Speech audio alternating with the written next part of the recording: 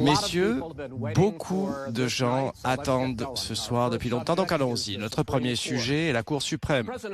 Président Trump, vous avez nommé Amy Coney Barrett pour succéder à la défunte Ruth Bader Ginsburg à la Cour. Vous dites que la Constitution est claire quant à votre obligation et celle du Sénat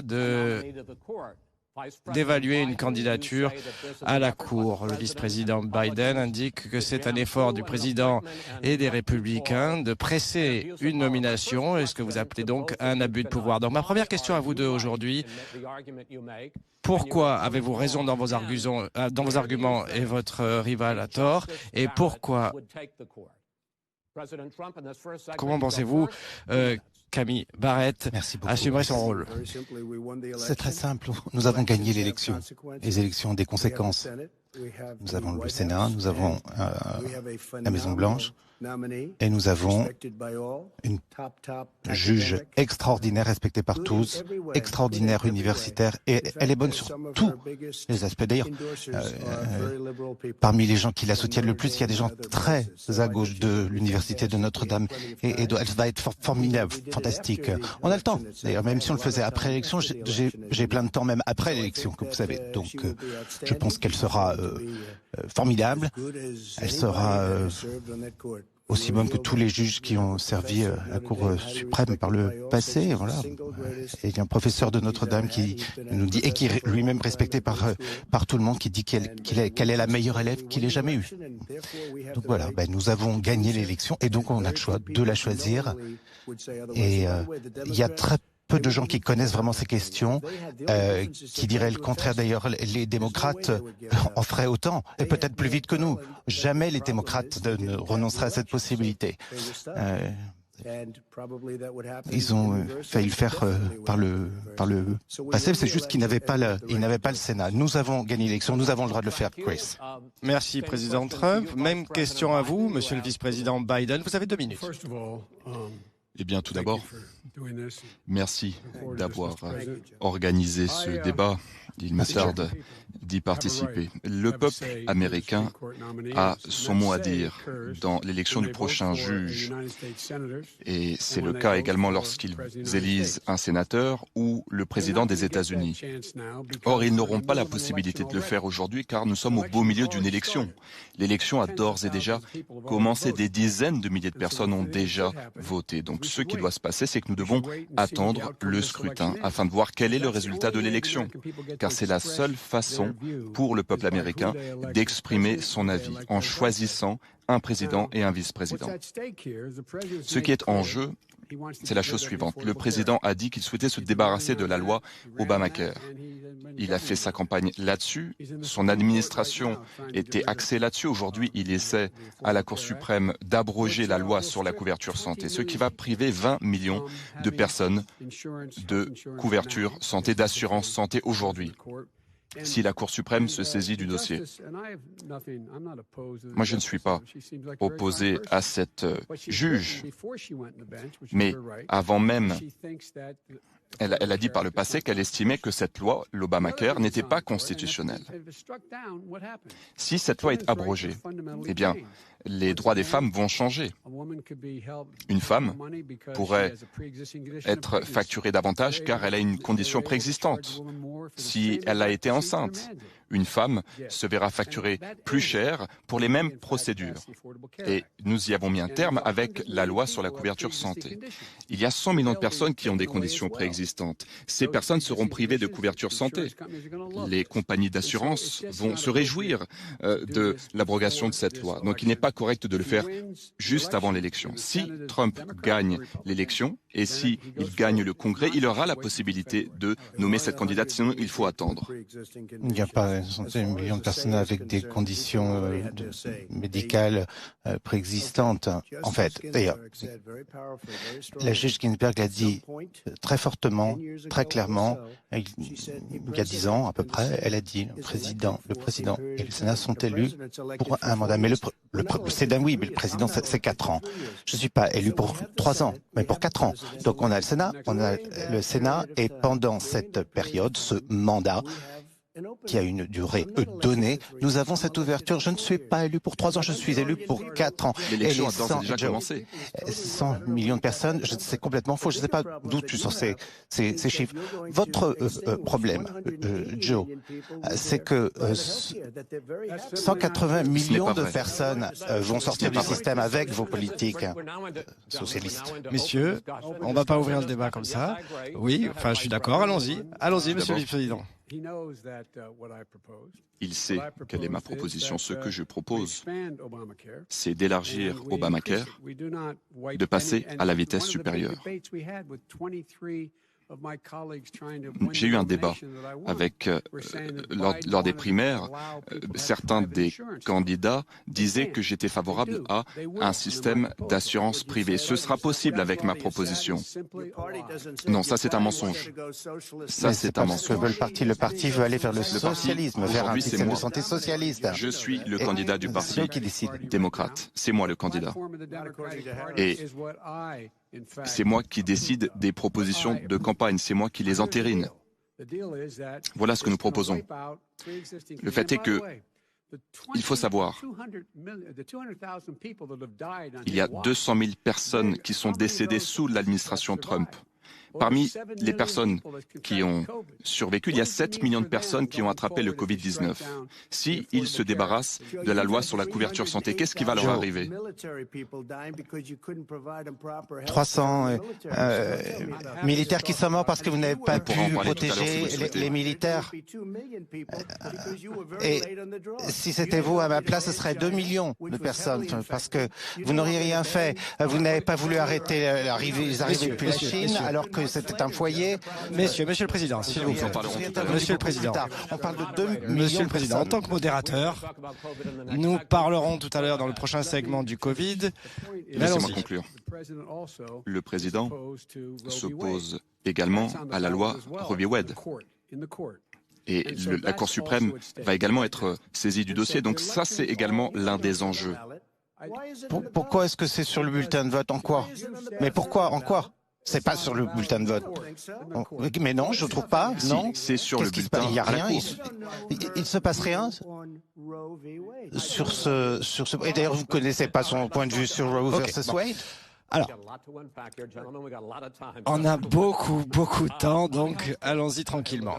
Sur les soins de santé, et on reviendra au Covid tout à l'heure. Monsieur le Président, la Cour suprême ouvrait un cas une semaine après l'élection, c'est ce qu'ils disent, avec un certain nombre de juges qui envisagent d'abroger l'Obamacare. Alors je vous pose la question, monsieur, si vous le permettez. Couverture santé.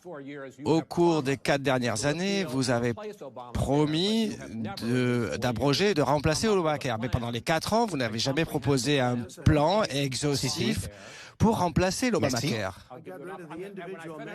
Permettez-moi de finir. Je finis. Je me suis débarrassé du individual mandate qui ne marchait pas.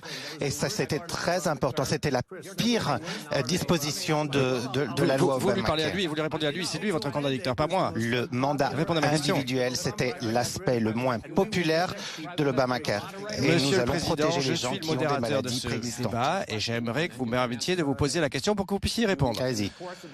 Au cours de ces 4 années, vous n'avez jamais proposé de plan exhaustif pour remplacer l'Obamacare et à peine jeudi dernier, vous avez signé un ordre exécutif symbolique pour protéger les personnes avec des conditions préexistantes 4 jours avant ce débat. Donc ma question, Monsieur le Président, est quel est le plan de santé de Trump?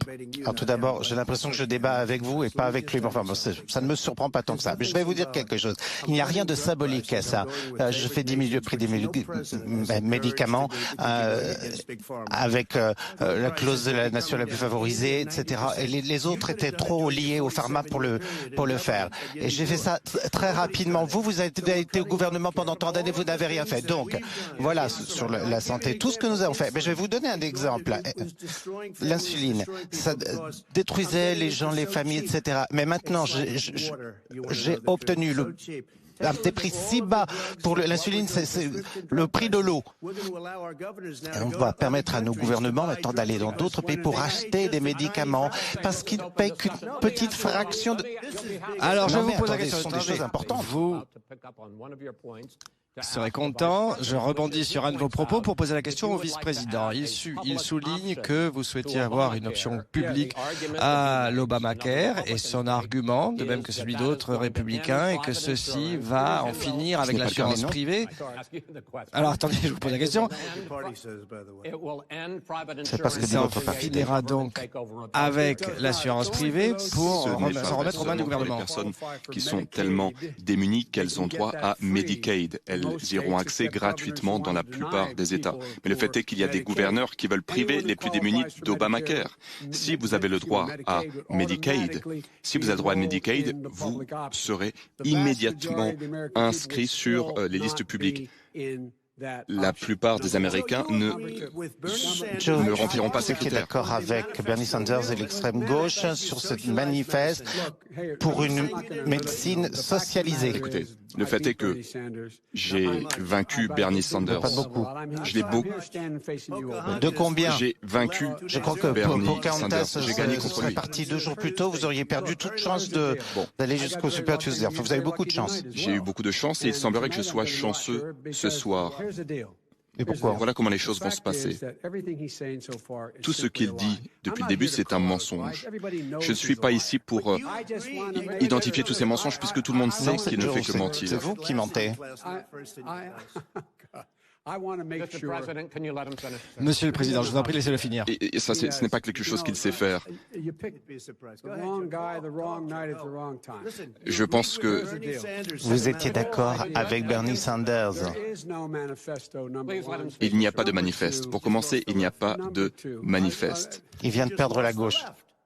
Vous venez de perdre la gauche. Vous étiez d'accord avec Bernie Sanders sur un plan Écoutez, de vous voyez ce qu'est en train de faire ce socialisation de la clown?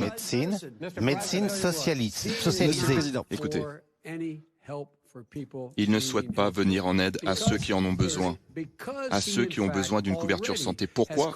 Eh bien car, à cause de lui, des millions de personnes ont perdu leur assurance santé en raison de la récession économique qu'il a provoquée. Ah, bien sûr. Deuxièmement, il y a 20 millions de personnes qui, grâce à Obamacare, ont une assurance santé. Il souhaite les priver de l'Obamacare. Il ne peut pas me regarder dans les yeux et le dire. C'est ce qu'il Non, je souhaite vais leur faire. donner Il souhaite une meilleure couverture de les santé, priver beaucoup moins d'Obamacare. cher, parce qu'Obamacare, Et ça il ne marchait sait pas comment pas. le faire. Je l'ai déjà n'a jamais bien proposé de amélioré. stratégie. Il n'a jamais fait quelques propositions Vous que ce savez, soit. peut-être que vous ne savez pas alors d'ailleurs, mais j'espère que vous vous rendez compte que vous parlez les deux en même temps. Monsieur le Président, je vous en prie, laissez- Obamacare, ça ne marchait pas. On l'a amélioré. Et j'ai eu la possibilité de le faire très tôt. On s'est débarrassé du individual mandate. On a garanti les maladies préexistantes, mais on s'est débarrassé de la partie mandat individuel. Et c'est le cas. On n'aurait même pas dû appeler ça Obamacare. Donc, j'avais le choix. Est-ce que je demande à mes équipes de gérer ça bien ou de gérer ça mal? Bon, il me semble qu'il vaut mieux gérer ça bien. Bon, je viens d'avoir une réunion avec ces gens-là et je leur ai posé la question, ils m'ont dit, quoi que vous fassiez avec Ok, Obamacare, j'ai c'est compris tellement votre mal réponse. construit que intrinsèquement ça ne marchera monsieur, jamais. j'ai compris, mais il faut que j'équilibre les temps de parole. Donc je vous en prie, laissez le vice-président répondre. Il n'a pas de stratégie pour l'assurance santé. Ce ne sont que des paroles en l'air. Ces décrets présidentiels n'ont aucune incidence. Il n'a pas réduit le prix des médicaments. Il fait des promesses depuis le début de son mandat, mais comme toujours, il n'a pas de stratégie. Et le fait est que cet homme ne sait pas de quoi il parle. J'ai une dernière question pour vous, monsieur le vice-président. Si, bon, nous parlions de la Cour suprême tout à l'heure, si Les républicains au Sénat avancent et confirment ce que souhaite la juge Barrett. On parle de rajouter donc un juge aux 9 qui sont déjà. Donc vous parlez d'une question qui a été soulevée par le président, mais c'est pas le président qui l'a soulevée, c'est certains de vos collègues démocrates. Donc ma question pour vous, est-ce que vous souhaitez dire au peuple américain ce soir si vous allez soutenir, soit de soutenir les politiques en place, soit d'en changer? Problématique. Ce qui compte, c'est que le peuple américain doit voter. Le peuple américain doit dire à leurs sénateurs ce qu'ils ont sur le cœur. Il faut que vous le disiez à vos sénateurs. Je ne vais pas répondre à cette question. Pourquoi vous ne voulez pas répondre à la question question? Est-ce que vous allez remplir la cour avec... Est-ce que vous voulez bien vous taire, vos démocrates ou non? Qui est sur votre liste, Joe? Messieurs, il n'est pas du tout présidentiel. Messieurs, voilà, le segment prend fin. Nous allons passer au deuxième segment. C'était un segment très productif, n'est-ce pas? Continuez à parler. Mais les gens comprennent, Joe. En 47 ans, vous n'avez rien fait. Les gens comprennent très bien. Alors, deuxième sujet, Covid-19. Autre sujet grave. Donc, essayons d'être sérieux. Nous avons eu plus de 7 millions d'infectés au coronavirus aux États-Unis. Plus de 200 000 personnes en sont décédées. Même après arriver à un vaccin, les experts disent que ça pourrait prendre des mois, voire des années avant de revenir à quelque chose qui ressemble de loin à la normalité que nous connaissions. Donc, ma question pour vous deux, c'est d'après ce que vous avez dit et fait jusqu'à présent, et ce que vous avez dit que vous feriez à partir de 2021, pourquoi le peuple américain devrait vous faire confiance à vous plus qu'à votre rival pour traiter cette crise de santé publique? La question s'adresse d'abord à vous, Monsieur le Vice-président. 2 minutes sans interruption. Merci. Bon courage. Bonne chance. 200 000 décès, plus de 7 millions de cas aux États-Unis. 5% de la population mondiale, mais 20% des décès. 40 000 personnes sont contaminées par jour. Par ailleurs, il y a près de 1000 personnes qui meurent jour après jour. Lorsqu'on lui a présenté les chiffres, il lui a dit « c'est la vie, car vous êtes qui vous êtes ». Voilà pourquoi nous sommes dans cette situation. Le président n'a aucune stratégie. Il n'a fait aucune proposition. Et il sait depuis le mois de février à quel point cette crise est grave. Il savait que ce virus est extrêmement mortel. Et qu'est-ce qu'il a fait?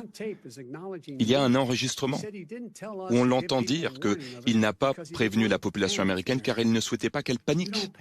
Mais les Américains ne paniquent pas, c'est lui qui panique. En outre, qu'est-ce qu'il a fait?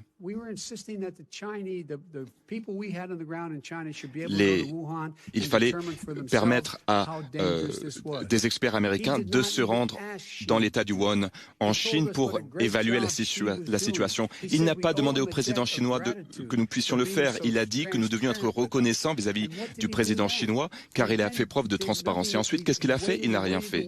Il a attendu, et il n'a toujours pas de stratégie. Moi, dès le mois de mars, j'ai fait une proposition, j'ai expliqué ce que nous devions faire. Et j'ai de nouveau fait des propositions au mois de juillet. Ce que nous devrions faire, c'est fournir tout l'équipement de protection personnelle. Nous devrions faire en sorte que la population américaine puisse retourner à l'école, que les entreprises puissent rester ouvertes. Vous devriez sortir de votre bunker et vous devriez quitter votre cours de golf et aller faire ce qu'il faut faire aujourd'hui pour sauver des vies. Une seconde, vous avez 2 minutes, monsieur.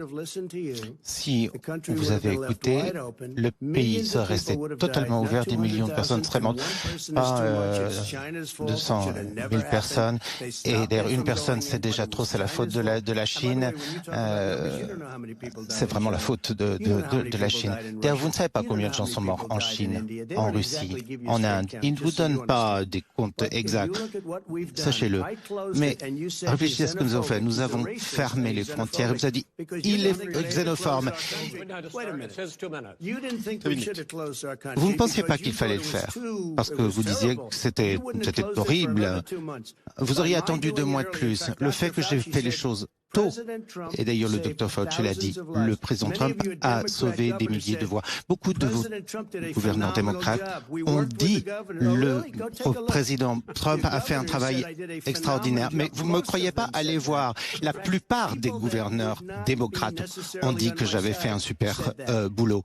Des gens qui ne sont pas forcément pour moi, dans mon camp, l'on dit. Ensuite, les masques, la réanimation, etc. Vous ne l'auriez pas fait. Et nous sommes proches maintenant d'un vaccin, des thérapies, beaucoup moins de morts qu'il n'y en aurait eu sinon. La seule chose où je n'ai pas fait un super travail, c'est à cause des fake news, c'est parce que de toute façon, quoi qu'on fasse, moi, j'ai une mauvaise presse. Vous, quoi que vous fassiez, c'est une bonne presse. Mais je m'en fiche. Je suis habitué à ça, mais vous n'auriez jamais pu faire ce que nous avons fait. Vous n'avez pas ça en vous, dans votre ADN. Vous n'auriez jamais pu. Je sais comment m'acquitter de ma mission. Sur la grippe porcine H1N1, vous n'avez pas fait un super travail tout de même. Sont décédés à l'époque et non pas 200 000 personnes. Il n'y a pas eu de récession économique. D'ailleurs, une maladie beaucoup moins dangereuse. À l'époque, nous n'avons pas eu à confiner la population. C'est sa responsabilité, le confinement. Si vous êtes à la maison, vous nous écoutez, combien de personnes ce matin se sont réveillées et quelqu'un manque, vous avez perdu des proches, combien d'Américains se trouvent dans une situation où votre mère ou votre père est décédé et vous n'avez pas pu leur dire au revoir en personne avec vous. Parce que tu avais des mois trop tard. Le directeur du Centre de contrôle des maladies a dit que nous pourrions perdre encore 200 000 personnes d'ici à la fin de l'année. Alors que si nous portions un masque, nous pourrions sauver la moitié de ces personnes. En portant un masque, tout simplement. Pour ce qui est du vaccin, moi je ne lui fais pas confiance. Et je sais que les Américains ne lui font pas confiance avec les vaccins. Nous faisons confiance au Dr Fauci, nous faisons confiance aux scientifiques. Messieurs. Passons aux questions sur l'avenir. Vous avez abordé tous les deux des questions que j'allais poser. Si on se concentre sur l'avenir d'abord. Monsieur le Président Trump, vous avez plusieurs fois, d'une manière un peu contradictoire ou un petit peu à l'inverse de ce que disaient vos conseillers au gouvernement, par exemple le Dr Redfield qui a supervisé le contrôle de l'épidémie, vous avez dit qu'il fallait attendre l'été pour que le vaccin puisse être disponible à tout le monde. Il a dit qu'il se trompe. Vous avez dit qu'il se trompait et qu'il était confus. Ce sont vos propos. Mais votre chef de la santé dirait la même chose. Parler aux entreprises et ça pourrait arriver beaucoup plus vite. C'est très politique parce qu'il y a des gens comme lui qui veulent politiser les choses plutôt que de sauver des vies. C'est quelque chose de très politique. J'ai parlé à Pfizer, j'ai parlé à tous les gens qu'il fallait parler, à Moderna, Johnson & Johnson, tous ces gens-là qui peuvent aller beaucoup plus vite que ça. Beaucoup plus vite. Mais c'est très politique parce que Donc vous suggérez, monsieur, que votre chef de santé... Je suis d'accord avec les deux. Et d'ailleurs, il n'a pas dit ça. Il a dit que ça pourrait arriver, mais que ça pourrait aussi arriver plus tôt. Je lui ai parlé il y a 2 jours, il était dans mon bureau. Il a parlé de l'été avant d'une disponibilité générale. Que c'était possible, qu'il était possible qu'on ait la réponse avant le 1er novembre. Mais on va le faire parce qu'on a toute la logistique, on a les militaires qui peuvent livrer les soldats, faire 200 000 vaccins par jour. C'est la même personne qui vous a dit à Pâques qu'avec l'arrivée des beaux jours, le virus disparaîtrait comme un miracle. Et peut-être que si vous utilisez... C'était de l'ironie, vous aviez bien compris. C'est cet homme qui parle d'un vaccin. La même personne, le fait est que la plupart des entreprises sérieuses, dignes de ce nom, disent qu'il y aura probablement un vaccin d'ici à la fin de l'année. Mais pour ce qui est de distribuer le virus, il faudra attendre la mi-2021 s'il y a un vaccin. Et j'espère que nous aurons un vaccin. Je rebondis sur ce que vous venez de dire et je poursuis ma question. Vous dites que le public peut faire confiance aux scientifiques, mais ne peut pas faire confiance au président Trump, et vous le répétez ce soir. Monsieur Arras dit que la voix publique sera muselée, sera supprimée, puisque les sondages montrent déjà que les gens s'inquiètent du vaccin. Est-ce que vous et le sénateur Harris, qui sera votre vice-présidente, participent à cette crainte? Comme vous l'avez dit à l'instant, il n'est pas d'accord avec ses propres scientifiques et il exerce une pression sur eux. Et donc on doit faire confiance aux scientifiques? Elle a dit que les experts de la santé seront c'est ce qu'il va essayer de faire. Mais il y a des milliers et des milliers de scientifiques tels que ici dans ce formidable hôpital qui ne travaillent pas pour Trump, dont le travail ne dépend pas du président Trump. J'ai parlé aux scientifiques qui sont chargés de cette question, ils auront très Pensez un instant, est-ce que vous le croyez? Étant donné tous les mensonges qu'il a dit par le passé sur la question du Covid-19, le président Trump n'a toujours pas reconnu, n'a toujours pas admis le fait qu'il savait à quel point la situation était grave dès le mois de février et qu'il ne vous a rien dit. On a un enregistrement. Il a paniqué, ou peut-être qu'il a regardé la bourse et qu'il a eu peur de la chute des cours. Et le fait est que beaucoup de personnes sont décédées et beaucoup de personnes vont mourir, sauf s'il devient soudainement beaucoup plus intelligent. Vous avez utilisé le mot intelligent. Donc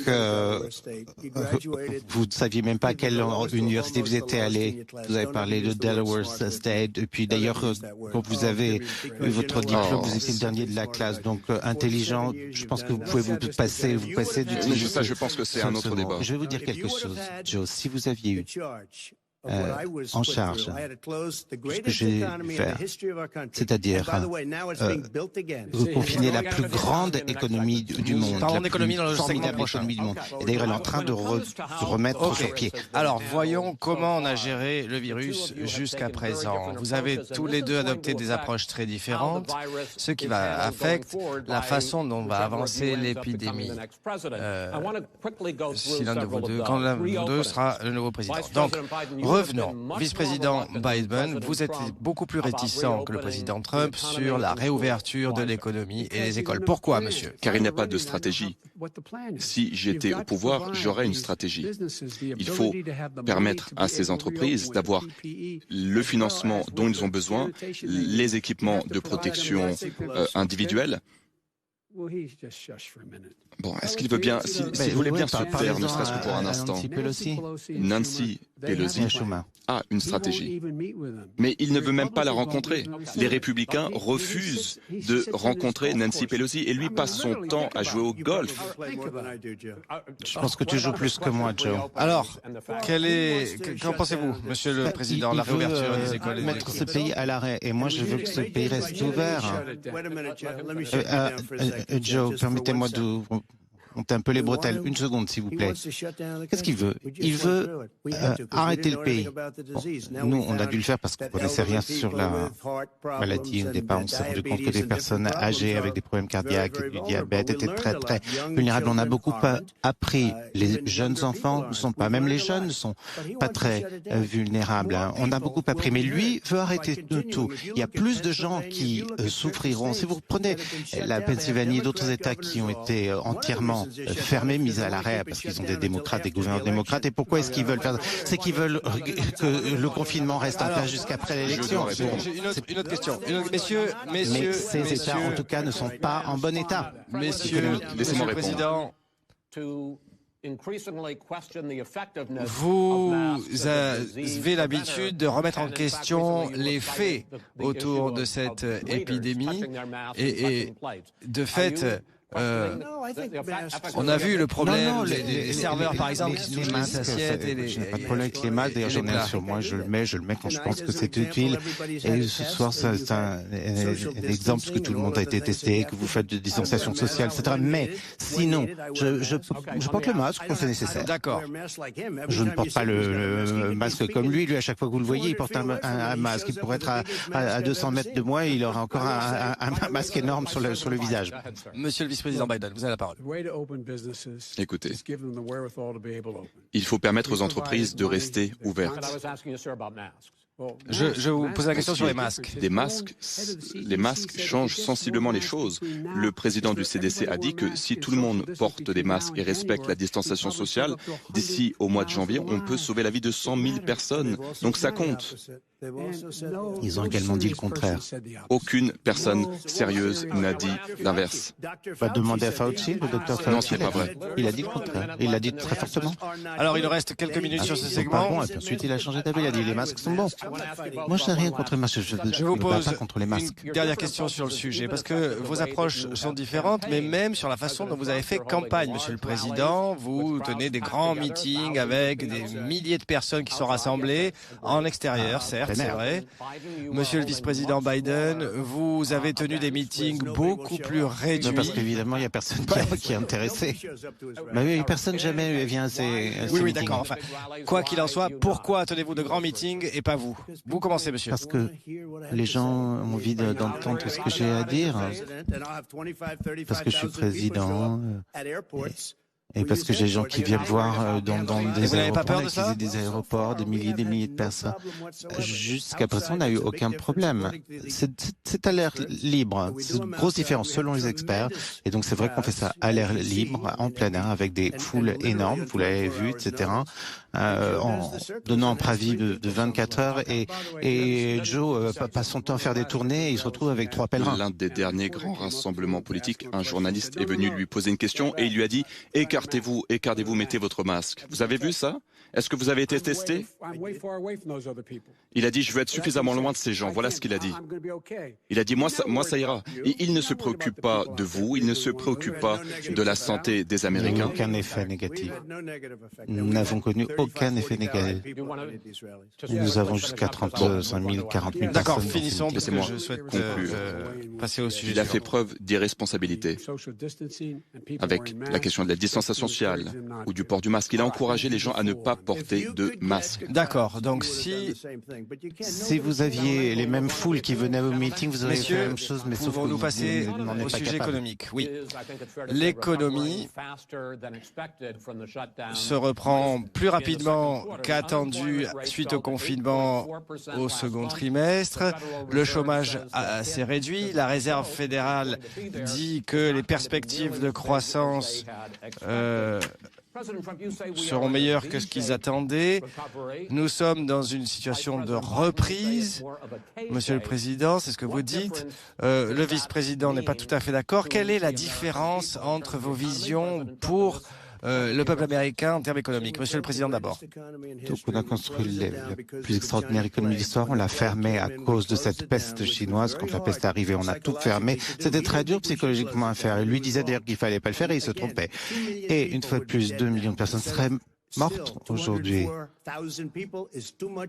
C'est vrai que 204 000 personnes, c'est trop. Une personne, ce serait trop. Ça n'aurait jamais dû arriver ce qui est arrivé en Chine. Mais bon, enfin, on a fermé, maintenant on rouvre. Et ça marche très bien. 10,4 millions de personnes qui sont revenues dans l'emploi il y a quelques semaines. C'est un record. Et lui, il veut fermer. Il voudrait reconfiner. Il veut détruire ce pays. Il y a beaucoup de gens entre les drogues et l'alcool et la dépression. Quand on commence à confiner et qu'on regarde ce qui se passe dans certains de ces États démocrates où vous avez eu ces confinements parmi les plus durs. Et d'ailleurs, la semaine dernière, vous l'avez vu, dit nous allons ouvrir le 9 novembre. Pourquoi le 9 novembre? Parce que c'est après l'élection. Ils pensent qu'ils nous font du tort en restant confinés. Mais c'est aux gens qui font du mal. Les gens savent ce qu'ils doivent faire. La distanciation sociale, se laver les mains, les masques, ils peuvent faire tout cela. Mais il faut rouvrir ces États. Prenez la Caroline du Nord et ces gouverneurs sont en état de siège. Le Michigan, par exemple, il faut rouvrir ces États. Ce n'est pas juste. Les gens sont quasiment en prison et vous regardez ce qui se passe en termes de divorce, regardez l'alcoolisme, la toxicomanie, c'est très triste. Et lui, il voudrait confiner tout le pays et détruire notre pays. C'est incroyable. Notre pays est en train de se remettre à une vitesse incroyable. On n'a pas besoin de quelqu'un qui vient nous dire il faut vous mettre en prison. Merci, monsieur. Très bien. Passons à vous, monsieur le vice-président. Comme je l'ai dit en posant ma question, le président dit que c'est une reprise en forme de V. Vous dites que c'est une forme en forme de K. Quelle est la différence? Le fait est que lui, c'est un milliardaire. Et les milliardaires ne s'en sont pas du tout mal tirés pendant la crise. Ils ont engrangé des revenus considérables. Et ce, en raison des cadeaux fiscaux qu'il a fait à ses amis milliardaires. Mais vous, les Américains qui vivent dans toutes les villes américaines, est-ce que vous vous en sortez bien? Lui, il a payé $750 d'impôts. Oui, mais je comprends, mais vous êtes d'accord pour les 2 minutes. Est-ce que je peux récupérer les secondes qui viennent de me voler? Bon, le fait est que il s'y est pris de telle façon qu'il sera le premier président des États-Unis qui, lorsqu'il quittera la présidence, il y aura moins de personnes qui travaillent que lorsqu'il a pris ses fonctions. C'est la première fois dans l'histoire des États-Unis. Deuxièmement, les personnes qui ont perdu leur emploi sont les mêmes personnes qui ont été en première ligne lors de la crise. Ce sont à ces personnes que nous devons d'avoir survécu. Ce sont des personnes qui se sont mises en danger afin que nous puissions tous nous en sortir. Aujourd'hui, il insiste sur la réouverture, alors que dans la moitié des États aux États-Unis, il y a une recrudescence du nombre de cas et du nombre de décès liés au Covid-19. Et il souhaite réouvrir l'économie. Pourquoi? Pourquoi est-ce qu'il souhaite réouvrir l'économie? On ne peut pas renouer avec la croissance avant d'avoir tourné la page de la crise sanitaire. Et il n'a aucune stratégie pour améliorer votre situation, pour faire en sorte que vous puissiez prendre soin de vous. Pourquoi est-ce qu'il souhaite réouvrir les écoles? Il souhaite réouvrir les écoles, mais ça coûte beaucoup d'argent de les réouvrir sans danger. Il souhaitait donner gratuitement des masques à tous les élèves et ensuite ils ont décidé que ce n'était pas une urgence nationale, donc qu'ils n'allaient pas distribuer de masques. Ils n'ont rien fait pour aider les PME. Absolument rien. Les PME mettent la clé sous la porte. 1/6 des entreprises ont fait faillite. Il faut avoir une stratégie et prendre soin des Américains pour pouvoir réouvrir l'économie. Oui, je réponds à ça. Vous avez tous les 2 minutes, monsieur. Désolé, il vient de dire quelque chose. Les gens veulent que leurs écoles soient ouvertes. Ils ne veulent pas être confinés. Ils ne veulent pas que leurs États soient confinés. Les restaurants. New York, c'est tellement triste ce qui se passe. On dirait une ville fantôme. Et je suis pas sûr d'ailleurs que New York pourra vraiment s'en remettre. Les gens veulent que leur ville, que leur lieu de travail soit ouvert. Ils veulent récupérer leur vie. Ils veulent que leurs écoles soient... Moi, j'ai ramené le football américain et le football. Et d'ailleurs, les sportifs sont très contents. Les gens sont très... Messieurs, sportifs sont très nous allons revenir à vos plans économiques et avancer dans un instant. Mais avant ça, Monsieur le Président, vous savez qu'il y a un nouveau rapport selon lequel, en 2016, l'année où vous avez été élu président, et l'année 2017, la première année de présidence, vous avez payé $750 par an en taxes fédérales chacune de ces 2 années. Alors, je sais que vous payez d'autres impôts, d'autres taxes, mais je vous pose la question particulière. Est-ce qu'il est vrai que vous n'avez payé que $750 en taxes fédéraux chacune de ces 2 années? D'impôts, des millions de dollars d'impôts sur le revenu et... D'ailleurs, un des articles disait montrez vos avis d'imposition. Millions de dollars une autre année, montrez vos avis d'imposition. 20 millions de dollars une autre année. Mais vous verrez, mais dès que ce sera fini, vous verrez.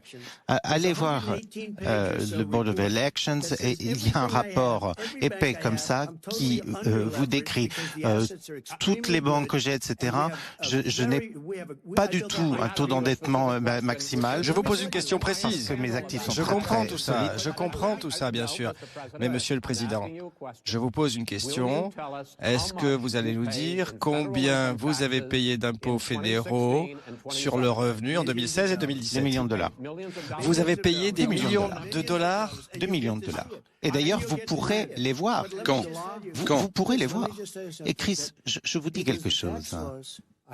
Ce sont les lois fiscales. Je ne veux pas payer d'impôts. Avant de venir ici, j'étais dans l'immobilier, j'étais promoteur, j'étais dans le secteur privé. Dans le secteur privé, on regarde ce qu'il y a comme les lois. On n'a pas envie de payer plus d'impôts que nécessaire. C'est lui qui a accepté ou fait passer toutes ces lois sur les amortissements, etc. Les avantages fiscaux. C'est l'administration Obama qui m'a donné ces avantages fiscaux. Après, il s'est fait virer d'ailleurs, mais bon. Le régime fiscal qui lui permet de payer moins d'impôts qu'une enseignante ce régime fiscal. Alors lui, il dit qu'il réussit à tirer parti du code fiscal, du régime fiscal, et c'est vrai. C'est pour ça que je vais éliminer toutes ces brèches dans le régime fiscal. Nous allons nous débarrasser du code fiscal de Trump et nous allons investir dans les personnes qui ont besoin d'aide, car les Américains ont besoin d'aide. Et toutes ces décennies, pourquoi vous ne l'avez pas fait? Vous étiez président pendant 4 ans. Vous étiez sénateur. Le pire président de l'histoire des États-Unis. Vous êtes le pire des présidents. Quelque chose. En 47 mois, j'ai fait plus que vous en 47 ans. J'ai fait des choses, nous avons fait des choses auxquelles vous n'aviez même jamais réfléchi, y compris réparer cette armée. Monsieur le Président, nous parlons économie et j'aimerais vous poser la question de vos plans économiques pour l'avenir. Parce que Monsieur le Vice-président, votre plan économique, si vous deviez être élu président, se concentre beaucoup sur les paiements, enfin sur le rôle du gouvernement. Impôts d'un côté et dépenses de l'autre. Alors revenons sur les impôts. Vous avez proposé plus de 4 000 milliards de dollars de nouvelles taxes sur la décennie pour les petits revenus et les sociétés. Le président dit que cette augmentation des impôts va nuire à l'économie qui sort à peine d'une récession. Eh bien, regardons l'analyse des entreprises de Wall Street. Cette analyse montre que ma stratégie économique permettrait de créer 7 millions d'emplois de plus que sa stratégie en 4 ans. Deuxièmement, cette stratégie permettrait de créer une croissance économique à hauteur de 1 200 milliards de dollars, car le gouvernement fédéral dépense des milliers de milliards tous les ans pour acheter des navires, pour construire de ponts, etc. Et grâce à ma stratégie, nous allons faire en sorte que tout cela soit fabriqué aux États-Unis. Nous parlons d'impôts, pas de dépenses. Je vais me débarrasser du code fiscal créé par Trump. Je vais augmenter à hauteur de 28% l'impôt sur les sociétés. Aujourd'hui, il y a 90 entreprises, des 500 plus grandes entreprises, 90 entreprises qui ne paient pas d'impôts, pas un sou d'impôt, alors qu'elles gagnent des milliards de dollars. Vous étiez vice-président de M. Obama. Grâce à vos propositions fiscales. Grâce à vos propositions fiscales. Et il y a eu un essor économique. Monsieur le Président, alors je rebondis là-dessus. Vous continueriez d'appliquer votre approche libre marché, lever les impôts, moins d'impôts et plus de déréglementation, c'est ça? Vous parlez d'un boom de l'économie, mais il se trouve que les 3 dernières années de présidence Obama ont créé davantage d'emplois, plus d'1,5 million, que sur les 3 premières années de votre présidence. Il s'agissait du redressement économique le plus lent depuis 1929, le plus lent. La reprise la plus lente. Par ailleurs, ils ont repris une situation qui était très facile. Et puis, les actions. Quand le marché des actions reprend, on sait très bien ce qui se passe. Vous voulez, enfin, vous dites que vous allez modifier le taux d'imposition. Mais si vous faites ça, si vous changez les taux, moitié comme des vous venez de le dire, combien d'entreprises vont quitter les États-Unis? Et là, vous allez retrouver avec une récession incroyable. Écoutez, nous avons hérité de la pire récession économique depuis 1929. On m'a demandé de permettre à l'économie de renouer avec la croissance. C'est ce que nous avons fait. Nous avons créé tous ces emplois que vous évoquiez à l'instant. Il a hérité d'une économie en pleine croissance et il a tout gâché. Ce n'était pas d'essor, c'était, je vous le disais, la reprise économique la plus lente de l'histoire. Dire qu'il l'a gâché alors qu'avant le Covid, il y avait un taux de chômage historiquement faible. Avant même le début de la crise sanitaire, le secteur manufacturier s'est effondré.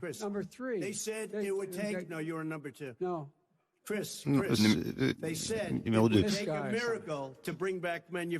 disait que ce serait un miracle de faire revenir les emplois du secteur manufacturier. Eux ne l'ont pas fait. Moi, j'ai fait revenir des milliers d'emplois. C'est Eux moi avaient qui a permis complètement abandonné de redonner un nouveau souffle au secteur automobile. On m'a demandé de permettre à General Motors et à Chrysler de renouer avec la croissance et il a tout gâché. Maintenant, ces entreprises sont en faillite. L'Ohio a connu sa meilleure année l'année dernière. Le Michigan aussi. Ce n'est pas vrai. D'Allemagne, du Japon, beaucoup de fabricants sont revenus, ils sont allés dans le Michigan, dans l'Ohio. Regardez ce qu'il a fait. Il a fait très peu. Ces accords commerciaux n'ont rien changé. Il parle de ces formidables accords commerciaux, de l'art du deal. Mais regardez ce qui se passe avec l'acier en Chine. Notre déficit est beaucoup plus élevé vis-à-vis de la Chine ou vis-à-vis du Mexique qu'auparavant.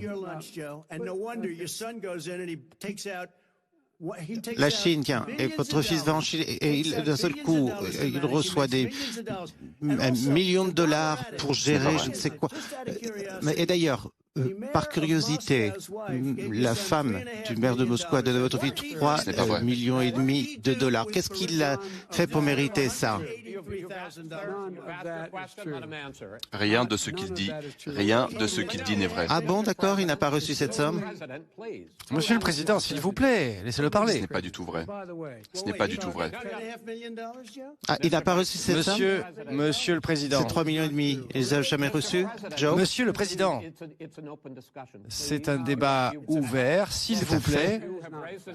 Vous avez soulevé un point, laissons le vice-président répondre. Ce n'est pas du tout vrai, il y a eu un rapport.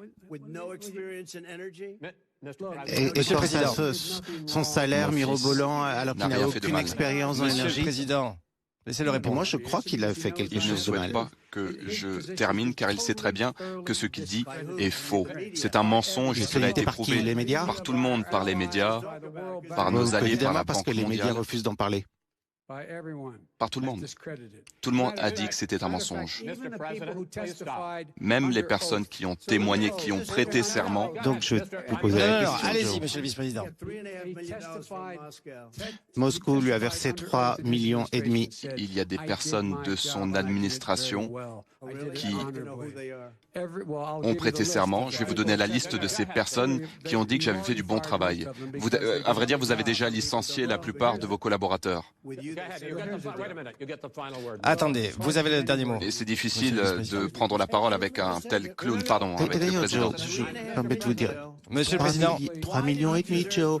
Pourquoi est-ce qu'il méritait 3,5 millions versés par Moscou? Aujourd'hui, on souhaite parler d'éthique. Lui, il souhaite que l'on entache, il souhaite entacher la réputation de ma famille. Moi, ce n'est pas ce que je souhaite faire aujourd'hui. Ma famille a perdu une fortune en faisant ce qu'elle a fait. Monsieur le Aujourd'hui, Président, on n'est pas là pour parler de la famille du président ou de ma famille. Nous sommes ici pour parler de vous, de vos familles. Mais le président ne souhaite pas parler de ce dont vous avez besoin. Vous, le peuple américain, c'est de vous dont il s'agit.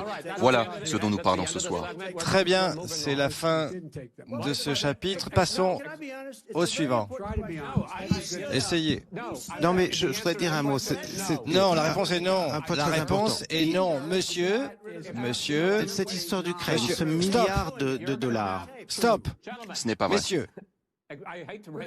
Alors, pardon de hausser la voix, Il a été enregistré. mais je ne sais pas pourquoi je devrais faire autre chose que vous deux. Ah, tout à Donc fait. voilà. Nous avons 6 segments, nous avons fini celui-ci, nous passons au suivant. Et dans ce segment, vous allez tous les deux avoir 2 moments sans interruption. Et dans ces moments ininterrompus, vous pouvez dire, Monsieur le Président, ce que vous souhaitez. Je vais poser une question sur la race, mais si vous voulez parler d'autre chose, allez-y, je vous en prie.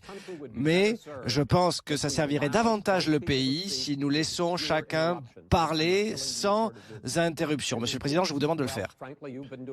Franchement, vous avez davantage interrompu que les autres. Bon, aussi, quand même, voilà, il a on va essayer de faire comme ça. Une fois. Continuons. La question raciale. Monsieur le vice-président Biden, vous avez dit que le président Trump a eu pour réponse à la violence à Charlottesville il y a 3 ans, lorsqu'il parlait de gens très bien des deux côtés, c'est ce qui vous a fait lancer votre campagne présidentielle. Monsieur le président Trump, vous avez dit souvent que vous et vos collègues avez davantage fait pour les Noirs américains que n'importe quel président à une exception de près. Alors la question pour les deux, c'est pourquoi les électeurs doivent vous faire confiance davantage à vous qu'à votre rival pour traiter le problème racial que connaît ce pays pour les 4 prochaines années. Monsieur le vice-président Biden, vous avez la parole. C'est une question d'égalité, de justice, de décence. Il en va de la Constitution. Nous avons toujours aspiré à l'égalité pour tous les Américains. Mais le fait est que nous n'avons jamais réussi à concrétiser cette promesse. Mais nous ne nous sommes jamais écartés de ce principe, contrairement à lui. Essayez de vous rappeler ces gens à Charlottesville qui portaient des torches, des personnes antisémites. Il y a une femme qui a été tuée ce jour-là. Il y avait des membres du KKK et le président a dit que ces gens étaient des gens bien, qu'il y avait des gens bien des deux côtés. Personne, aucun président n'avait dit une chose pareille auparavant. Deuxième chose, lorsque George Floyd a été tué, il y a eu une manifestation pacifique devant la Maison-Blanche. Qu'est-ce qu'a fait le président? Il est sorti de son bunker. Il a eu recours aux militaires qui ont utilisé du gaz lacrymogène pour qu'ils puissent prendre une photo en brandissant la Bible devant une église. Et l'évêque de cette église a dit que c'était une honte. Même le général qui était aux côtés de Trump a dit que le président ne faisait que diviser la population et non pas les unir. C'est un président qui a tout fait pour essayer d'attiser le racisme, la haine, le clivage. C'est un homme qui il dit qu'il aide les Afro-Américains, mais un Afro-Américain sur 1000 a été tué en raison du Covid-19. Et s'il ne fait rien, d'ici à la fin de l'année, ce sera un Afro-Américain sur 500 000. Un Afro-Américain sur 500 000. Cet homme dit qu'il est la planche de salut des Noirs américains. Est-ce que vous pensez vraiment qu'il se préoccupe des Noirs américains? Il n'a rien fait pour eux. Il faut écouter ses discours et il faut voir ce qu'il fait. Et ce qu'il a fait a été catastrophique pour la communauté afro-américaine. Monsieur le Président Trump, vous avez 2 minutes. Pourquoi est-ce que les Américains devraient vous faire davantage confiance que votre rival pour la question raciale? En 1984, vous avez adopté une loi et vous avez appelé les Afro-Américains des super prédateurs. Ils n'ont jamais oublié, Joe. 2 minutes. Joe, vous l'avez fait, vous les avez traités de super prédateurs, ils n'ont jamais oublié. Et maintenant, je fais sortir des gens de prison alors que vous avez traité la population afro-américaine, cette communauté noire, vous l'avez traitée plus mal aussi mal que jamais par le passé. C'est pour ça que si vous regardez les sondages, aucun républicain n'est aussi populaire que moi auprès des Noirs américains que moi. Vous les avez qualifiés de super prédateurs et puis vous avez utilisé d'autres mots encore pires. Et pour ce qui est du général dont vous parliez et l'Église, 250 leaders militaires, dirigeants militaires viennent d'exprimer leur soutien. Quant à la Floride, au Texas, à l'Ohio, à Portland, d'ailleurs,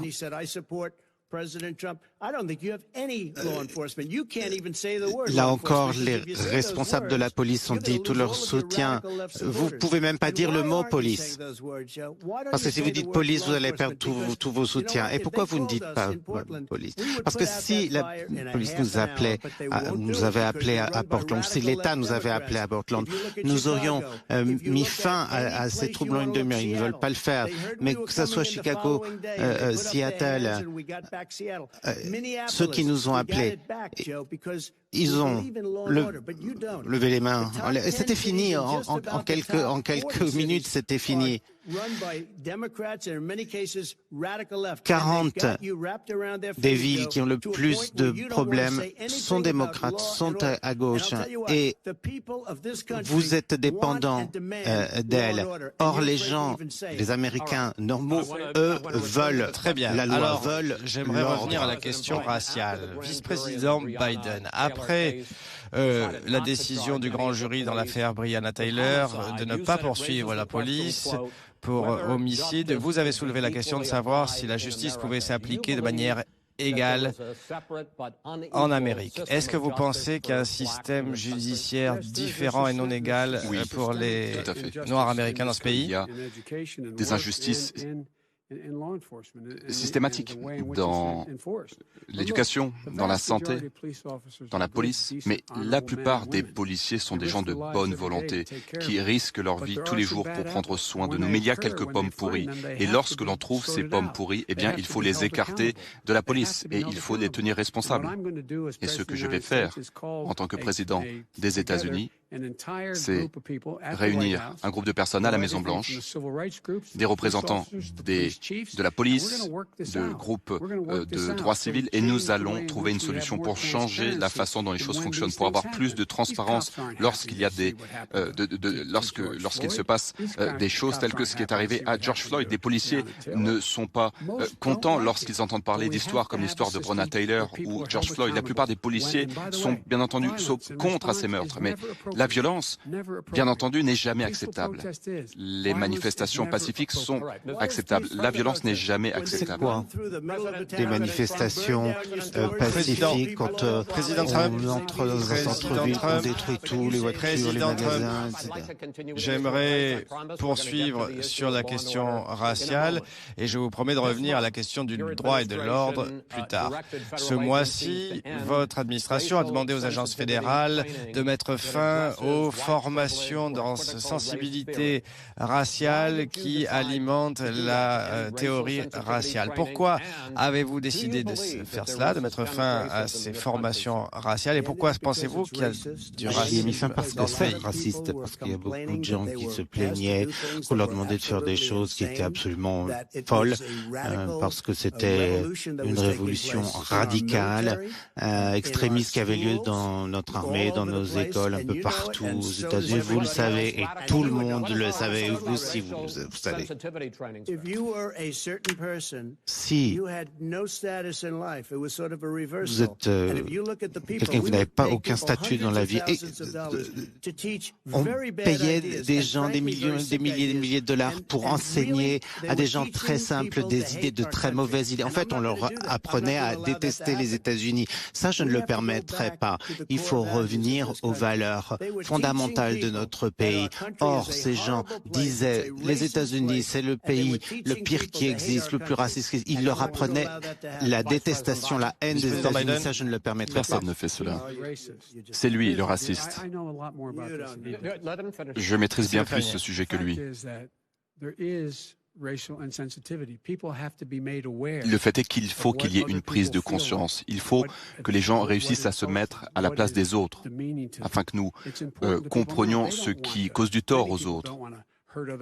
Personne ne souhaite, bien entendu, la plupart des gens ne souhaitent pas blesser les autres, mais de telles formations changent sensiblement les choses. Cela permet à un enfant de grandir et d'avoir une estime de soi.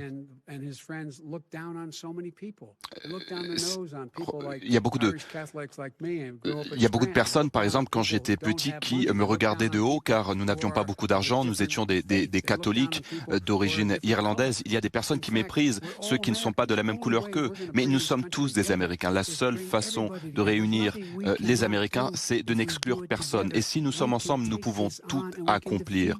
Nous pouvons relever le défi du racisme. Président Trump. Pendant le gouvernement Obama-Biden, il y avait tellement de divisions, tellement de haine. Souvenez-vous de Ferguson, beaucoup d'autres villes, Oakland. Rappelez-vous ce qui s'est passé à Oakland, à Baltimore. Franchement, c'était plus violent que ce qu'on observe aujourd'hui. C'est ridicule. C'est que les démocrates, absolument ridicule. Ces villes ne veulent pas parler de police, ne veulent pas parler de maintien de l'ordre. Vous êtes favorable au maintien de l'ordre? Bien entendu, favorable au respect de la loi. Favorable au maintien de l'ordre? Loi et ordre. Loi et ordre. Et justice également. Il faut que tout le monde soit traité sur un pied d'égalité. La criminalité a baissé de 17% sous l'administration Obama, alors qu'avec l'administration Trump, descendu encore, baissé encore. C'est lui le président des États-Unis aujourd'hui.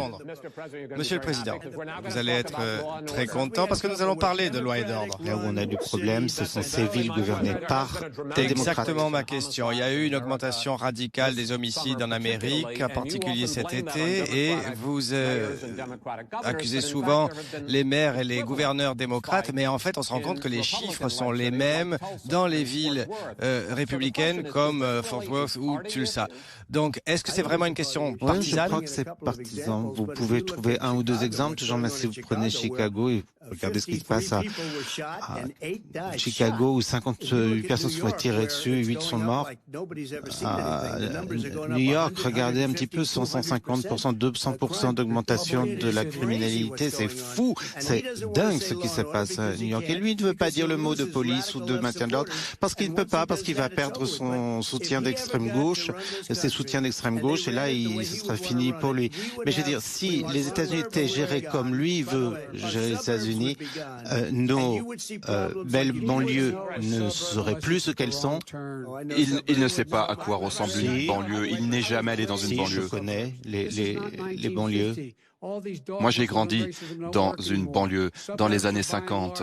Les banlieues sont intégrées dans une grande mesure. Il y a beaucoup de personnes aujourd'hui qui amènent leurs enfants au football. Il y a des Noirs, des Blancs, tout comme par le passé. Ce qui menace véritablement les banlieues résidentielles aujourd'hui, c'est son échec avec le Covid-19. Il y a beaucoup de personnes qui meurent dans les banlieues. Et il y a également la question de l'environnement, car il y a des problèmes d'inondation, des problèmes d'incendie, de feux de forêt. Voilà pourquoi les banlieues résidentielles sont menacées. Je veux parler de cette question de loi et d'ordre, ceci dit. Alors, dans votre recommandation conjointe du groupe de travail Bernie Sanders-Biden, vous parliez de réimaginer la police. Alors d'abord, qu'est-ce que ça veut dire ? Et est-ce que, si vous permettez de finir la question, qu'est-ce que ça veut dire une politique réinventée? Et est-ce que vous soutenez le mouvement Black Lives Matter et leur appel pour un contrôle de la communauté des définitions politiques? Moi, je pense que la police doit avoir la possibilité de faire face aux menaces auxquelles elle est confrontée. Je ne suis pas favorable à ce que l'on désinvestisse. Non, au contraire. À vrai dire, c'est lui, son budget. Le budget de Trump signifie qu'il y aura des coupes budgétaires pour la police. Non, ils ont besoin de davantage d'assistance. Lorsque quelqu'un appelle la police, il faut qu'il y ait des psychologues, des psychiatres pour faire en sorte que les policiers n'aient pas à utiliser leur arme à feu. Pour désamorcer les tensions, il faut que nous ayons une police de proximité comme avant, où les policiers connaissent les gens de leur communauté. C'est comme ça qu'on a réussi à faire baisser le taux de criminalité. Le taux de criminalité a baissé lorsque j'étais au pouvoir. Ce n'est pas vrai.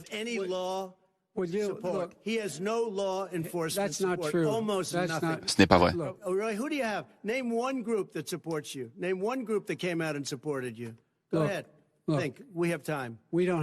Non. Nous n'avons pas le temps. Alors, j'en reviens à un sujet qui est la question des manifestations. Dans beaucoup de villes, elles sont devenues violentes. À Portland, par exemple, en Oregon, nous avons eu 100 journées d'affilée de manifestations. Alors, vous parlez de manifestations pacifistes, mais beaucoup ont tourné à l'émeute. Monsieur le vice-président, vous dites que les gens qui commettent des crimes doivent être responsables de ces crimes. Mais la question que j'ai en tant que candidat démocrate, et vous avez dit tout à l'heure que vous étiez à présent le Parti démocrate, est-ce que vous avez appelé le maire ou le gouverneur démocrate de Portland ou d'Oregon en disant mettez fin à cela, prenez la garde nationale, faites ce qu'il faut, mais arrêtez, mettez fin à ces jours et ces mois de violence? Je n'ai pas de fonction officielle aujourd'hui. Je suis l'ancien vice-président et je l'ai dit clairement. J'ai dit clairement lors de mes déclarations publiques que les criminels devaient être tenus responsables et traduits en justice. Pardonnez-moi, monsieur, mais vous n'avez jamais demandé aux responsables de Portland et d'Oregon d'appeler la garde nationale et de mettre fin à 100 journées de violence. Si Trump ne s'en mêle pas, les autorités sont tout à fait à même de régler le problème. Alors, j'ai posé une question au vice-président. Tiré sur un jeune. Monsieur le Président, Président Trump, n'a rien fait. Président Trump, je vous en prie, monsieur, allez-y. Son ancien porte-parole a dit que lorsqu'il y avait du pillage, de la révolte, qui a dit ça. Cela servait ses intérêts. Qui? Kellyanne Conway. C'est ce qu'elle a dit. C'est ce qu'elle a dit, son ancienne porte-parole. Ce qui compte, c'est la chose suivante. C'est ce qu'il essaie de faire. Il essaie d'attiser La situation, il n'essaie pas de désamorcer les tensions. Au lieu d'aller sur place et de réunir tout le monde pour trouver une issue à la crise, qu'est-ce qu'il fait? Eh bien, il ne fait que mettre de l'huile sur le feu en permanence. D'accord. Alors, pour la fin de ce segment, je vous donne la parole pendant 2 minutes, monsieur. Vous avez, non, non. Répondre à ce qu'il a dit. Parlez sans arrêt. Il a dit je vous pose une question. Quelque chose. Si vous voulez, on échange nos places. Très rapidement, j'aurais envoyé la garde nationale, ça aurait été réglé tout de suite. D'accord. Vous avez plusieurs fois critiqué le vice-président de ne pas avoir appelé les antifas, ou défini les antifas et d'autres groupes d'extrême gauche. Mais est-ce que vous êtes prêt aujourd'hui à condamner les suprémacistes blancs et les milices pour dire qu'elles doivent se retirer et arrêter de jeter de l'huile sur le feu dans beaucoup de villes comme Kenosha ou comme Portland? Bien sûr, je suis tout à fait prêt à le faire. Je dirais que tout ce que je vois, quasiment à chaque fois, c'est la gauche, c'est pas la droite. Moi, je veux bien, il n'y a aucun problème. Allez-y, dites-le. Allez-y, dites-le. Qu'est-ce que vous voulez? Suprémacistes blancs. Qu'est-ce que vous voulez que je condamne? Donnez-moi juste 2 noms. Et groupe d'extrême droite. Les Proud Boys, d'accord. Alors les Proud Boys, restez chez vous. Mais je vais vous dire quelque chose. Il va falloir agir contre Antifa et l'extrême gauche parce que c'est pas la droite, c'est la gauche là. C'est la gauche. Le directeur du Antifa, c'est une idée, ce n'est pas une organisation, ce n'est pas une milice. Et les milices, son propre directeur du FBI a dit, messieurs, que les milices d'extrême droite étaient dangereuses. Ça y est, c'est fini. On va passer au segment suivant. On passe au segment suivant. Antifa, ce n'est pas une idée. Antifa, c'est un groupe, un mauvais groupe. De votre administration, je vais vous dire ce n'est pas une bonne idée. Antifa, c'est une organisation dangereuse, messieurs, radicale, extrémiste. Au sujet suivant, je vais poser la question. Merci.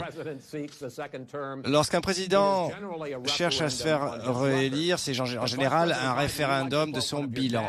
Monsieur le vice-président Biden, vous aimez citer la citation suivante: ne me comparez pas au tout-puissant, mais comparez-moi à l'alternative. Et en l'occurrence, vous êtes l'alternative. Donc, je vous pose la question sur vos bilans. Pourquoi vos électeurs, les électeurs, devraient vous choisir pour président plutôt que votre rival? Sur ce segment, Monsieur le Président, vous commencez. 2 minutes. Jamais il n'y a eu un gouvernement, une administration, un président qui ait fait davantage que moi en 3 ans et demi. Et ça, malgré le canular de l'impeachment. Vous avez vu ce qui s'est passé avec Hillary Clinton. On voit bien l'escroquerie qui s'est produite. Mais malgré tout cela, malgré toute l'opposition, jamais une administration américaine n'en fait autant avant le Covid. L'économie la plus extraordinaire au monde, les chiffres du chômage au plus bas, tout marchait bien. Et il y avait pas mal d'unités d'ailleurs dans le pays. Pour la première fois, je recevais des appels. On me disait, mais regardez ce qui se passe, ce qui est passé avec le Covid. Mais là, on est en train de reconstruire l'armée, y compris Space Force et beaucoup d'autres choses.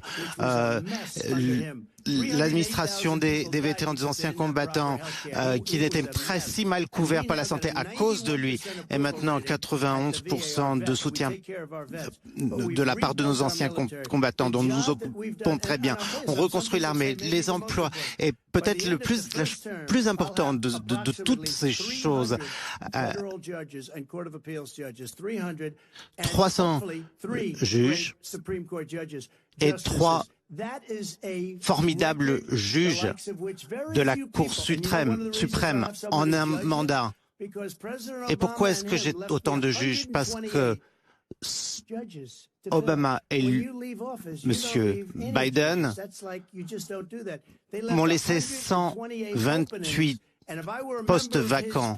On ne fait pas ça. Et si j'étais membre de son parti, parce qu'ils ont une philosophie un peu différente, si vous nous laissez 128 postes vacants, vous ne pouvez pas être ni un bon président ni un bon vice-président. Mais quand même, je les remercie parce que d'ailleurs, à la fin de ce mandat, 300 juges élus, c'est un record. Vos bilans respectifs. Pourquoi, Monsieur le vice-président, vous devriez être élu président plutôt que Monsieur Trump? Avec l'administration Trump, nous avons été affaiblis.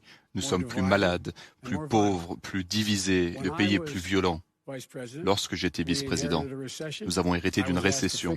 On m'a demandé de renouer avec la croissance. Ce que nous avons fait, il a hérité d'une économie en pleine croissance et il a provoqué la récession. Nous sommes affaiblis également. Moi, j'aurais affronté Poutine et je lui aurais dit que nous n'allions pas le tolérer, alors que lui, c'est sa marionnette. Il refuse de critiquer Poutine, alors même que la Russie donne des primes pour les soldats américains tués. 3,5 millions de Moscou. Une seconde. Monsieur le Président, votre campagne était d'accord pour dire que chacune des deux parties pourrait répondre sans interruption pendant 2 minutes. Vous avez signé, vous étiez d'accord, donc pourquoi ne pas respecter ce que vous-même avez choisi? Il ne tient jamais parole. Non, non, c'est pas une question rhétorique. Allez-y, monsieur. Est-ce que vous voulez bien me redonner les 30 secondes que je viens de perdre? Très bien. Donc, troisièmement, nous sommes plus pauvres. Les milliardaires se sont enrichis de 300 à 400 milliards de dollars de plus depuis le début de la crise sanitaire, alors que vous, à la maison, vous êtes appauvris. Vous avez plus de difficultés qu'avant. Le pays est plus violent. Lorsque j'étais au pouvoir, il y avait 15% de crimes de moins qu'aujourd'hui. Il est président des États-Unis. C'est sa responsabilité. Pour ce qui est du fait que le pays est plus clivé, on ne peut pas être aussi divisé. Pour ce qui est de mon fils, la façon dont vous parlez de l'armée, le fait que vous dites que les militaires sont des perdants, des gros nuls, des ratés, mon fils était en Irak. Il y a passé 1 an. Il est revenu avec l'étoile de bronze. Il a été médaillé. Ce n'était pas un raté, c'était un patriote. Et les personnes qui ont servi sous les drapeaux sont des héros. Vraiment, vous parlez de Hunter? Je parle de mon fils, Beau Biden. Je ne connais pas Beau, je connais Hunter. Hunter s'est fait renvoyer. Ce n'est pas vrai. Ce n'est pas pour vrai. utilisation de cocaïne. Il s'est fait Rien renvoyer de de ce que vous l'armée. dites n'est vrai. Et quand vous étiez vice-président, il a fait une fortune en Chine, en Ukraine, en Russie, et il n'avait pas de vrai emploi. Mon fils, comme beaucoup de personnes que vous connaissez, a eu un problème de toxicomanie. Il est sevré désormais, et je suis fier de lui. Je suis Mais fier de pourquoi mon il a fils. reçu des dizaines de millions? Il n'a pas reçu des dizaines de millions de dollars. C'est un mensonge. Président C'est un Trump, mensonge. Président Trump, nous avons déjà parlé de ça. Je pense que le peuple américain a plutôt envie d'entendre du fond, de la substance. Et en tant que modérateur, Monsieur le Président, je lance un appel. Quand quelqu'un reçoit 3,5 Messieurs. millions de dollars de la femme du maire de Messieurs. Moscou, bon, Un rapport a été publié et montre que Messieurs. c'est un mensonge. J'aimerais parler du changement climatique. Moi aussi. Bien. Les feux de forêt à l'ouest ont fait des ravages, des millions d'hectares, déplaçant des centaines de milliers de personnes. Les experts en donnent la cause au changement climatique. Monsieur le Président, vous dites que les experts ne savent pas, ont tort. Vous avez reculé sur un grand nombre d'accords d'Obama en matière climatique. Pourquoi vous ne croyez pas en la science en termes de changement climatique et que feriez-vous dans les 4 prochaines années sur ce sujet? une eau pure, de l'air pur, le plus pur possible. On est à des niveaux d'émissions de carbone très bas historiquement. Les chiffres sont très bons et pourtant, nos entreprises continuent à fonctionner. L'accord de Paris, c'était désastreux de notre point de vue. Et d'ailleurs, les gens sont très contents de ce qui se passe parce que nos entreprises, notre secteur se porte très bien. Pour ce qui est des feux de forêt, il faut la bonne gestion des forêts comme tout le reste. Les forêts sont pleines de vieux arbres qui sont très secs, qui sont là depuis des années, plus les feuilles, et vous laissez tomber un mégot, et voilà. C'est une question de gestion de la forêt. Que pensez-vous de la science en matière de Je changement crois climatique? qu'il faut faire tout ce qui est en notre pouvoir pour disposer d'un air et d'une eau immaculée, absolument pure, et nous plantons, vous connaissez le projet de milliards d'arbres, nous plantons 1 milliard d'arbres. Normalement, la pollution générée par l'être humain alimente Il y a le changement beaucoup de climatique. facteurs. Vous êtes d'accord avec ça? Oui, d'une certaine façon, certaines certaines mesures, mais je crois aussi qu'on doit mieux gérer nos forêts. Tous les ans, on m'appelle et on me dit la Californie est en train de brûler. La Californie est en train de brûler. Si ça avait été nettoyé, si la gestion des forêts était bien faite, on n'aurait pas ça. En Europe, par exemple, il y a une bien meilleure gestion des forêts. J'étais avec le chef d'un pays, responsable d'un pays très important, et qui m'a dit nos arbres sont beaucoup plus secs, brûlent beaucoup mieux que les arbres en Californie, et nous n'avons pas ce problème. Pourquoi est-ce que nous avons ces incendies? Parce qu'il y a un défaut de maintenance, d'entretien des forêts. Climatique. Pourquoi alors êtes-vous revenu sur le plan d'Obama qui visait à limiter les émissions de carbone dans la production énergétique? Pourquoi est-ce que vous avez assoupli les normes sur les énergies fossiles qui vont créer davantage de pollution? Pas vraiment, parce que la voiture est beaucoup moins chère, c'est une voiture beaucoup plus sûre, et c'est une toute petite différence. Et qu'est-ce qui se passerait à cause du coût de la voiture? Vous auriez doublement, triplement des achats de voitures. Nous avons de vieilles voitures qui sont ceux qui constituent notre flotte. Si on faisait ça, vous auriez des voitures moins chères. Non, mais là, les gens pourraient se payer une voiture. Et d'ailleurs, on va voir comment ça se passe. Mais il y a plein de gens qui sont d'accord avec moi. La voiture est devenue si chère à cause de tout ce système électrique, etc. Et d'ailleurs, j'ai rien contre la voiture électrique. J'ai investi pas mal, etc. Mais ce qu'ils ont fait en Californie, c'est juste de la folie. J'aimerais que vous répondiez au bilan au changement climatique du président, mais aussi sur vos propositions. Vous avez proposé de 3 milliards de dollars dans des emplois verts. Vous avez parlé de limiter le fracking et réduire l'utilisation d'énergie fossile pour la production énergétique d'ici 2025. Alors, le président dit que ça va coûter beaucoup d'emplois. Il a tort, totalement tort. Deuxièmement, lorsque j'étais vice-président, nous avons réduit le prix des énergies renouvelables à un tel point que l'énergie renouvelable était moins chère que le charbon. Personne ne va construire une centrale à charbon aujourd'hui ou une centrale qui fonctionne avec la fracturation hydraulique. Il faut se tourner vers les énergies renouvelables. Par ailleurs, nous devons utiliser la flotte fédérale des véhicules et faire en sorte que ce soit des véhicules électriques. Pour ce faire, nous allons créer 500 000 stations de recharge sur toutes les autoroutes. Nous allons bâtir une économie qui va nous permettre de reconvertir 4 millions de bâtiments pour qu'ils soient davantage isolés, afin qu'il y ait beaucoup moins d'émissions, car il n'y aura pas de déperdition de chaleur. Il y a beaucoup de choses que nous pouvons faire aujourd'hui pour créer des milliers et des milliers d'emplois. Nous pouvons atteindre d'ici à 2035 un niveau où il y aura beaucoup moins d'émissions. Et cela ne va pas détruire des emplois. Au contraire, cela va créer de bons emplois, des emplois qui paient bien, des emplois qui ne paient pas le SMIC, des emplois qui paient bien en ayant une nouvelle infrastructure qui est respectueuse de l'environnement. Et la première chose que je vais faire après ma prise de fonction, c'est ratifier de nouveau l'accord de Paris. L'accord de Paris est en train de s'effondrer. Et pour ce qui est de la politique étrangère, la forêt vierge au Brésil est en train d'être détruite. L'Amazone absorbe, la forêt amazonienne absorbe bien plus de CO2 que les États-Unis. Donc, il faut faire en sorte que tous les pays du monde puissent se réunir. Il faut mobiliser des milliards de dollars, donner des milliards de dollars au Brésil pour que le Brésil cesse le déboisement de la forêt amazonienne. Et qu'en est-il de l'argument du président Trump qui dit que vous devez équilibrer les intérêts environnementaux et les intérêts économiques et lui a tracé sa ligne? Qu'en est-il de vous? Non, il n'a tracé aucune ligne.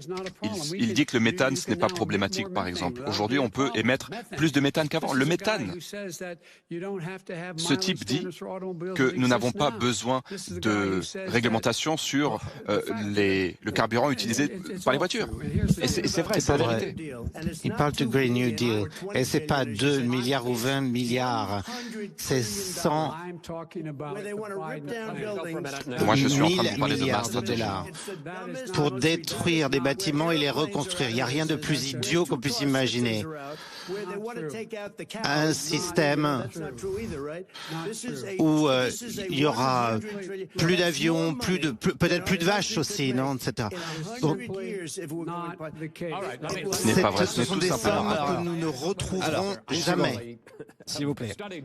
En fait, j'ai étudié vos plans et ça suppose d'augmenter les subventions, les bâtiments énergétiques efficaces pour en construire 2 millions. Alors, la question, je sais que certains qui soutiennent le président disent que ça va coûter beaucoup d'argent et faire mal à l'économie. Cette stratégie va créer des millions d'emplois, des emplois qui paient bien. Et il ne sait pas comment me laisser finir. Le fait est que cela va créer des millions d'emplois qui paient bien, de bons emplois. Et il y aura des incitations fiscales pour que les gens isolent leur maison et ils souhaitent se débarrasser de cette réglementation alors que cela va nous permettre d'avoir une économie beaucoup plus sûre. Oh, regardez ce que cela nous coûte à chaque fois lorsqu'il y a des ouragans. Bon, à vrai dire, lui se moque tout à fait de la Nouvelle-Orléans. Vous passez votre temps à inventer des choses. Nous allons nous trouver dans une situation, si je suis élu, où nous pourrons créer de bons emplois, des emplois qui paient bien, respectueux de l'environnement. Nous dépensons des milliards de dollars à l'heure actuelle pour lutter contre les inondations, la montée des eaux. Nous sommes dans une situation très grave. Regardez, dans le Midwest, il y a des ondes de tempête qui ravagent des États comme l'Iowa. Ce n'était pas le cas avant, et ça, c'est à cause du réchauffement climatique. Nous sommes responsables de 15% du problème. Donc, nous devons travailler avec les autres pays et c'est pour ça que nous devons joindre de nouveau l'accord de Paris. Alors, Chris, j'ai une question. En 47 ans, pourquoi il ne l'a pas fait? Vous étiez vice-président. Pourquoi est-ce que vous ne l'avez pas fait? La Chine, la Russie, l'Inde polluent énormément et nous, on doit ne pas polluer. Et d'ailleurs, il a dit un certain nombre de choses. Le Green New Deal, c'est 100 milliards de dollars. Le nouveau deal vert, ce n'est pas ma stratégie. Il a dit quelque chose sur l'armée. Il a dit que j'avais dit quelque chose sur l'armée. Lui et ses amis l'ont inventé et ensuite ils l'ont répété. J'ai jamais dit ça.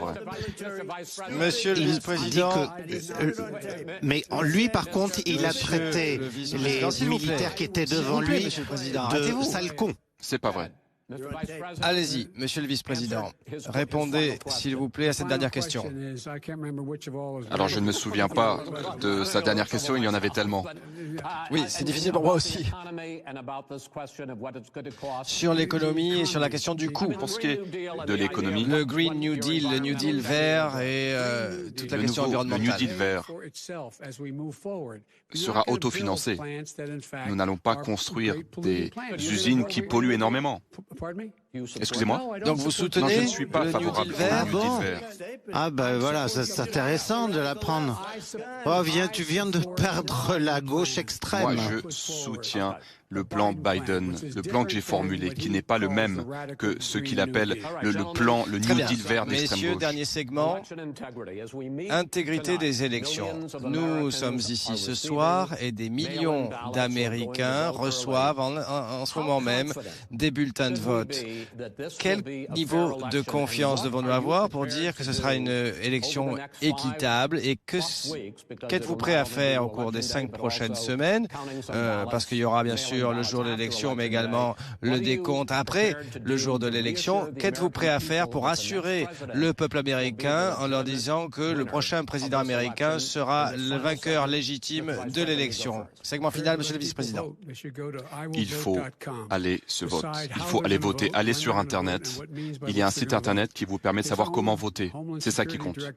Son directeur de la sécurité intérieure a dit lui-même, et le directeur du FBI a dit que le vote par correspondance n'était pas dangereux, qu'il n'y aurait pas de trucage de l'élection à cause du vote par correspondance. En raison du Covid-19, beaucoup de personnes vont voter par correspondance. Et il fait la même chose, à vrai dire. Il est dans le bureau ovale et il vote par correspondance en Floride. Deuxièmement, nous allons veiller à ce que toutes les personnes qui souhaitent voter en personne puissent le faire, car il y aura du personnel dans les bureaux de vote, nous allons respecter la distanciation sociale, les bureaux de vote seront ouverts jusqu'au début du dépouillement. Lui, il essaie en fait de dissuader les électeurs d'aller voter. Il essaie de les effrayer.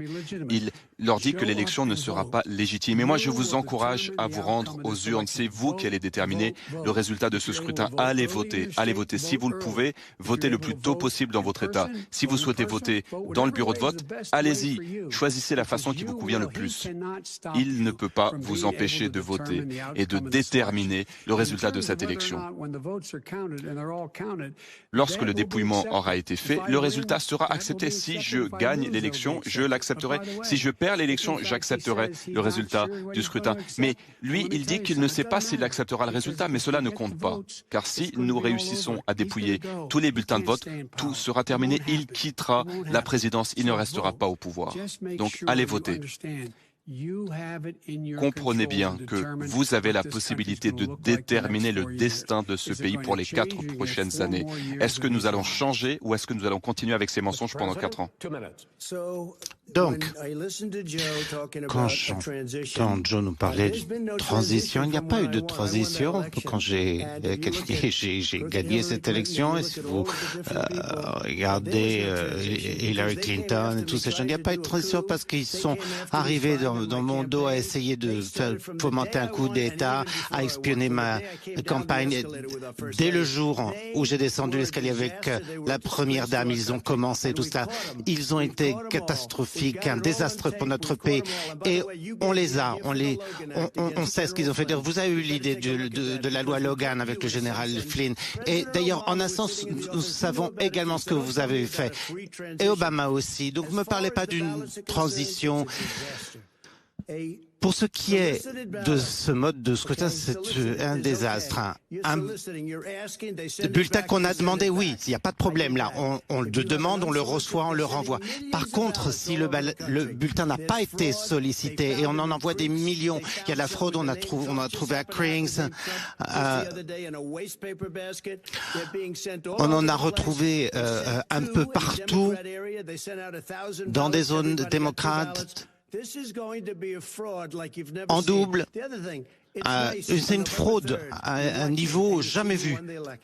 Bon, on verra bien quels sont les résultats et je pense que ce sont de bons résultats parce que les gens sont ravis de ce que nous avons fait, mais il va peut-être falloir des mois pour le savoir parce qu'il y aura ces bulletins partout. Regardez ce qui s'est passé à Manhattan, dans le New Jersey, en Virginie et ailleurs. Ils ne perdent pas 2%, je pense ce qui serait déjà beaucoup parce que c'est suffisant pour faire basculer une élection, mais ils en perdent 30%, 40%, c'est une fraude. Et imaginez qu'ils disent, il faut que vous ayez votre bulletin le 10 novembre, c'est-à-dire 7 jours, en théorie, après l'élection. Il y a de vrais problèmes dans des États qui sont tous des États démocrates. Ça y est, le temps est écoulé. Monsieur le Président, vous allez pouvoir continuer, mais ça fait des mois que vous dites que ça va être un désastre, ce vote par correspondance, que ça va mener à la fraude, mais en 2018, c'est-à-dire aux midterm élections, aux élections de moyen terme, il y a 3 millions de personnes qui ont voté comme ça. Plus d'un quart de tous les électeurs de cette année-là qui ont envoyé leur vote par correspondance, par la poste. Qu'allez-vous en faire? Et est-ce que vous comptez sur la Cour suprême, y compris donc la juge Barrett, pour régler la question? Oui, je compte sur eux pour regarder un petit peu cette histoire de bulletins. J'espère qu'on n'aura pas besoin de leur aide pour ce qui est de l'élection elle-même et pour ce qui est des bulletins. Oui, je trouve, parce que c'est incroyable ce qui est en train de se passer. J'ai lu un article aujourd'hui, c'est qu'au moins 1% des bulletins de 2016 avaient été invalidés. Et ils les regardent et ils disent, ça me plaît pas, ça ça me plaît pas. Comment ça, des millions de bulletins qui Qu'est-ce ont qu'on été fait? perdus? On demande son je vous bulletin. pose la question sur Et là, on le fait reçoit, que des ou alors on va millions de voter en personnes- personne. On va voter en personne. Comme on faisait Non, autrefois. il y a des millions de personnes. Chris, soit vous demandez votre bulletin, il vous arrive et vous le renvoyez. Et là, vous avez des gens qui font de la distribution. Vous avez vu ce qui est passé en Virginie occidentale? On les vend, on les distribue, on les jette dans des rivières. C'est horrible ce qui se passe dans notre pays et ça ne va pas bien se terminer. Ça ne va pas bien finir. Monsieur le vice-président. Il y a beaucoup d'États qui utilisent le vote par correspondance depuis longtemps, notamment des États républicains. Et il n'est pas nécessaire de demander le bulletin, on vous l'envoie directement chez vous. Ce que nous sommes en train de dire, ce qu'ils disent, c'est que il faut que d'ici, donc, il faut, lorsque vous envoyez votre bulletin de vote, même s'il arrive le 7 novembre, s'il y a le tampon de la poste qui montre que vous l'avez envoyé avant l'élection, il est validé.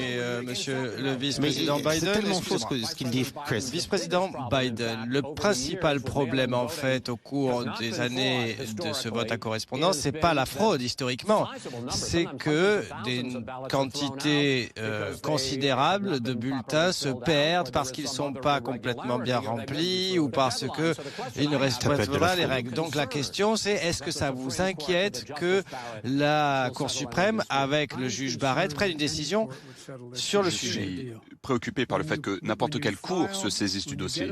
Lorsque vous recevez votre bulletin et vous le remplissez, il y a un affidavit. Il y a une façon d'attester que c'est bien vous qui a rempli le bulletin. Et donc, il faut pouvoir attester que c'est vous qui l'avez signé, qui avez rempli le bulletin de vote. Il faut savoir pour qui la personne a voté. Si ensuite le bulletin est écarté, eh bien, il est possible néanmoins de contester la décision. Très bien. Très bien. Messieurs, j'ai une dernière question. Millions de bulletins qui viennent inonder le système. Vous savez très bien qu'on ne peut pas faire ça. D'accord. Il y a déjà eu 80 millions de bulletins. On peut en parler. C'est honteux. Dans 8 États, les votes n'ont pas le droit, ne sont pas autorisés par correspondance. Ils ne peuvent pas ouvrir les bulletins, les courriers, jusqu'à le jour de l'élection. Donc ça veut dire qu'il y a beaucoup de résultats, beaucoup de bulletins dont nous ne saurons pas la teneur jusqu'à après le vote, même après que le président soit élu virtuellement.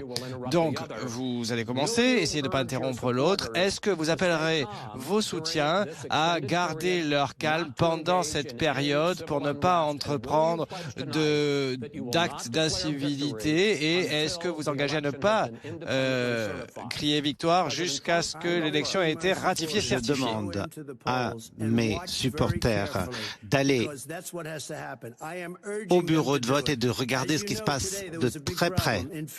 Vous savez qu'il y a eu des problèmes à Philadelphie, ils sont allés surveiller, ça s'appelle Poll Watchers, quelque chose d'organisation très bien. Et ils n'ont pas eu le droit d'entrer.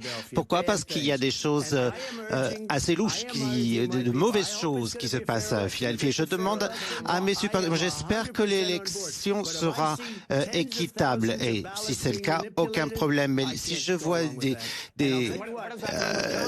dizaines de milliers de bulletins manipulés, je ne peux pas accepter ça. Qu'est-ce que ça signifie? Ça signifie une élection truquée. 80 millions de bulletins.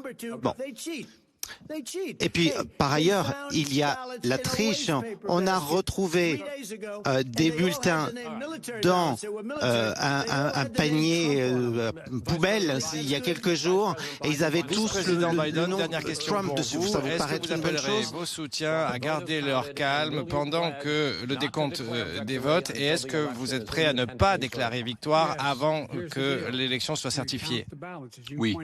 Comme vous l'avez dit, nous allons dépouiller les bulletins. Certains de ces bulletins ne peuvent pas être ouverts avant le jour de l'élection. Et il va falloir du temps, car il y aura des centaines de milliers de bulletins. Les militaires, ils votent depuis des décennies par correspondance, depuis la fin de la guerre civile.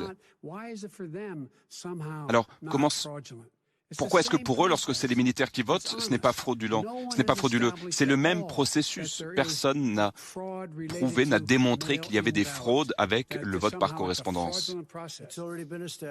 Si, ça a déjà été prouvé. Vous avez eu la possibilité de répondre. Monsieur le vice-président Biden, Je ne poursuivez. sais pas de quoi il parle. Le fait est que j'accepterai le résultat, et lui aussi. Vous savez pourquoi? Car une fois que le vainqueur aura été déclaré, après le décompte des voix, ce sera la fin. On en aura terminé avec lui. Et si c'est moi qui suis élu, j'accepterai le résultat. Si ce n'est pas moi qui est élu, eh bien, j'accepterai également le résultat. Si je suis élu, je serai le président des démocrates et des républicains. Alors que lui... Messieurs, c'est la fin de ce les bulletins débat soient comptabilisés de façon honnête. qui se poursuivra. Il y a d'autres débats prévus.